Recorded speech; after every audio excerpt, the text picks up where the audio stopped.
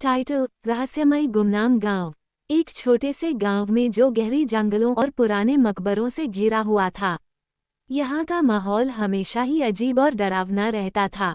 लोग कहते थे कि रात को जंगल में अजीबोगरीब ध्वनियाँ सुनाई देती हैं और कई बार अज्ञात राहगीरों के गायब हो जाने की खबरें सुनी जाती थी।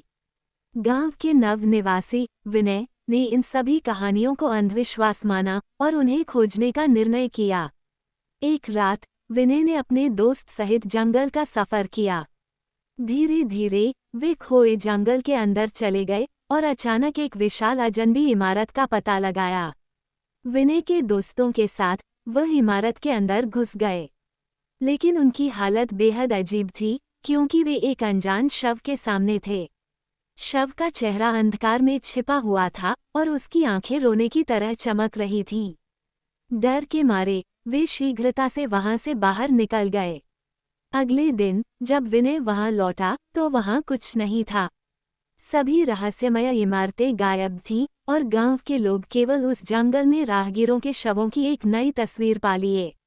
विनय के दोस्तों का कोई स्पर्श भी नहीं था। विनय को ये समझ में नहीं आया कि क्या हुआ। क्या उनकी रात की सैर एक सपना था या फिर कोई अन्य अद्भुत शक्ति थी जो गांव के रहस्य को छुपा रही थी। ये गांव और उसके गुमनाम राज कभी सुलझे नहीं।